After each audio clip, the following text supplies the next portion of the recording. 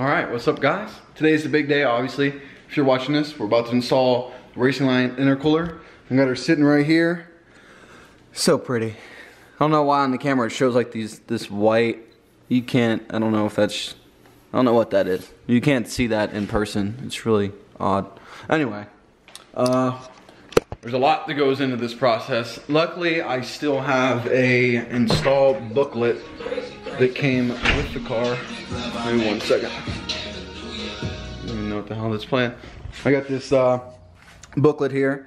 That's one thing APR did do right, is they gave you a nice thick booklet with every step imaginable. So the first steps are to get the intake off, and then we'll start taking off the bumper. So we'll get this stuff out of here. Jesse is about to come out and help me, and then I got my buddy Tyler. He's got a MK7 GTI. He wants to come over and watch and help and learns for when he does this to his car. So he'll be here shortly, and yeah, this will be a good time. Alright, so just a note here, I'm not going to go too crazy in the beginning because all the beginning stuff is real easy. If you don't know how to take your intake off or your grill, you probably shouldn't be doing this job, but don't let that like not make you want to do this. Stuff's easy, just look it up. I'm not going to waste y'all's time, even though I already am. Anyway, intake's out. Now, 2 screws, boom boom, take the grill off. After that, we'll go to the hood latch, and then we'll start taking off the bars here. And then I believe from there we start taking the headlights out and the bumper off. So, yeah. Alright, next up, you'll pull this off of there, and then you'll disconnect the little ball out of here. Just use a flathead. Real easy.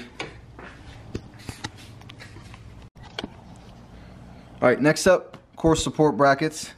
You can pause on this if you need, but it'll be 1, 2, 3.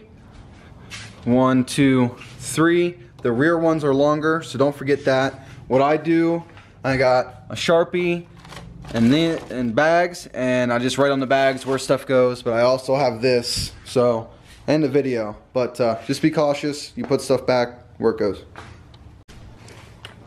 Alright guys, next step, there's 2 bolts for the headlight, one right here on each side, boom, and then the rear ones down in there.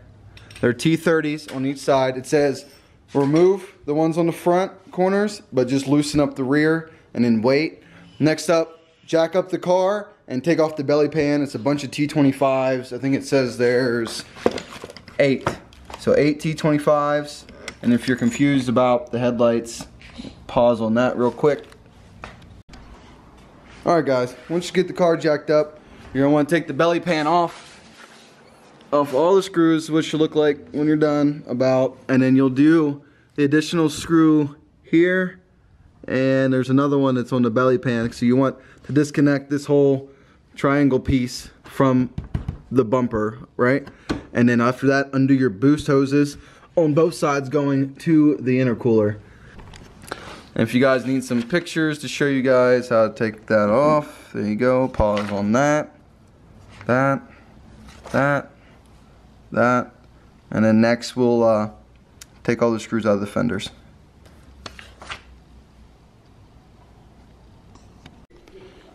Alright, once you get your belly pan off and all the screws associated with that and the ones in the fender liner, you'll see, this is what you'll be looking at. You'll see the 3 along.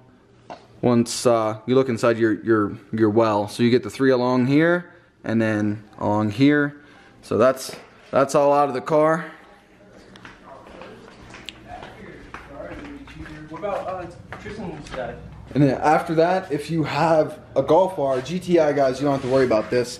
You will disconnect this washer fluid line, and then I just put a cap on it with a zip tie so it doesn't leak everywhere. And then the next step here will be to try and not fuck all this up, because you literally just have to yank on this really, really hard on both sides to get this out. And then the cover pretty much comes off. Alright guys, so this is the cringy part. So you'll grab one of this and Actually, it came out a lot easier. If the bumper's coming off for the first time, it's going to be a lot harder than that. And then by a lot, I mean a lot. That's actually really nice that it came off. But this is here, actually, where I cracked it before. That's probably another reason why this side came off so easy, but it's no big deal. Alright guys, once you get the bumper off, you got 3 screws here. 1, 2, 3.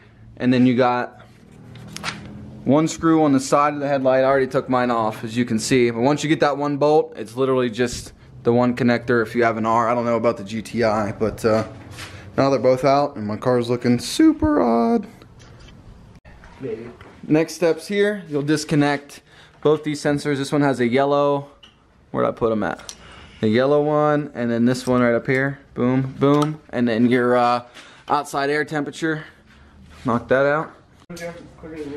Next up, you'll do 4 on each side of the crash beam, and then these 2 T30s on both sides. And at this point, you're gonna need something to sit under the radiator. I'm gonna grab a set of old wheels and stick under here to support it. Because once you undo these, this whole front end is loose, and it just kind of flops around. So you need something for it to sit on to hold its weight. All right, guys. Next step, pull the crash bar. To pull the crash bar off, you'll take off these 2 up here. They're for your hood latch, and then disconnect your horns. It'll be these 2 of these on each side, and then lay that baby down. And now we're gonna spread this thing apart and pull out the stock intercooler. You can see part of it right here, and one of the tabs I broke last time I did this. But yeah, let's get to work. I believe it. So you got these air dams on each side. There's one on the other side too. I already took it off. You just get a little flathead in there. There's 3 on each, and then you just pop right out. Crash beam's off. Next thing, I don't know if yours will have screws in the center. I don't remember if I put them in last time or not. The next step is to get a flathead in here and push these clips down, and then this plastic front will kind of pop off. You got to be careful because they break really easily, but it's easily mendable with some extra screws laying around. And then you just pull this whole front end off. So this is what this will look like here in a minute for you. But these tabs here and here will go down here and right here. This clips in, so you'll have to have a buddy or something press in on this, and then you'll lift the AC condenser out on both sides. And once you do that, you can kind of fan this out and you get to the stock intercooler. And yeah, next up, I believe we take these off and put these on the new one, and then we just kind of pop this baby out and push the new one back in and start reassembly. Well, we got the intercooler out. It's pretty simple. There's just like a little tab that goes in right here, and then you just pull up and this baby pops right out. You can see the difference between the two here. It's literally about twice as big on all accounts. It's like, if you don't, this is just like a little plastic thing, so how thin that is to how thick that is, it's pretty fucking intense. And the weight difference is huge. Crazy.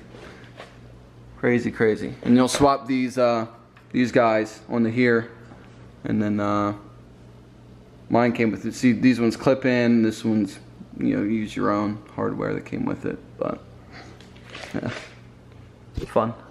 That's pretty much from here. It's reverse steps. It's a bit difficult to get the AC condenser lined up back on the intercooler, but once you get it down in these bottom tabs, your intercooler probably has something similar where you have to put these plates on. But from here it's backwards. This thing is massive. It's just beautiful. The thing is huge.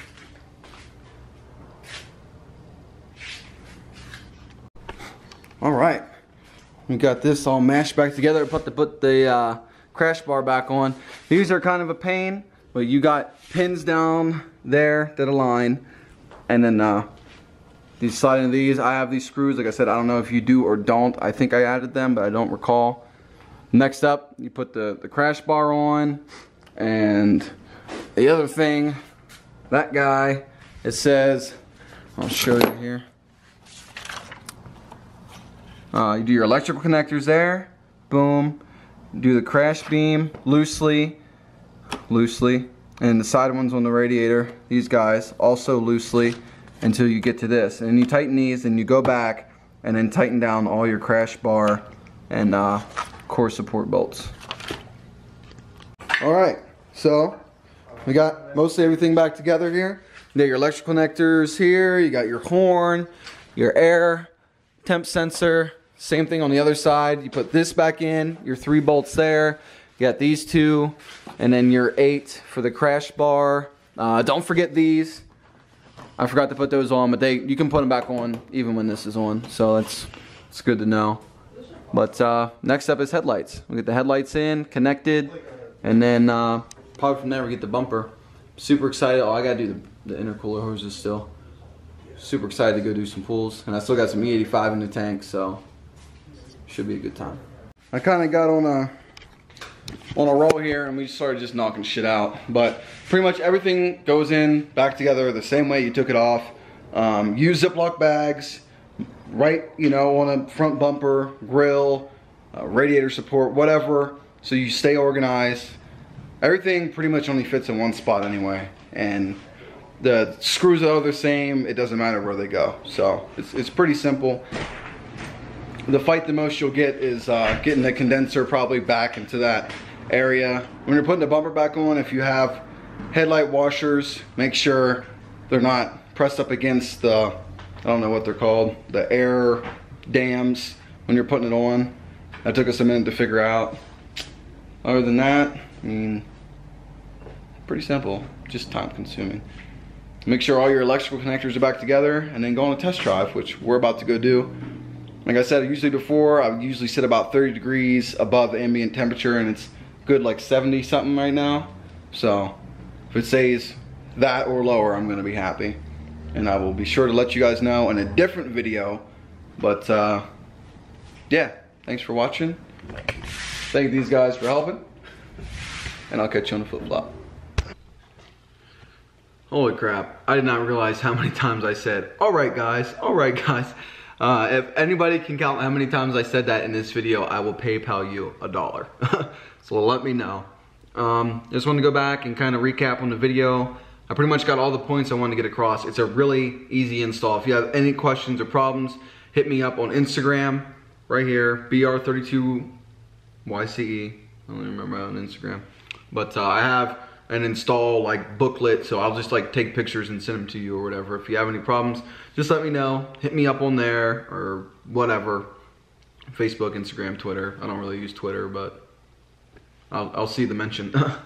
But went around on that test drive. It is really good. I'm not gonna say exactly what numbers or anything, because I want to go back and like I don't want to just spout numbers off the top of my head, but I can tell you it flows so much better, and like around, I'd say like the 4,000, 3,500, 4,000 range, you can definitely feel it. It pulls a lot harder. That's like when you're kind of hitting max boost somewhere around in there, then it hits, it rolls. So get yourself a new intercooler before the summer really hits, and enjoy yourself.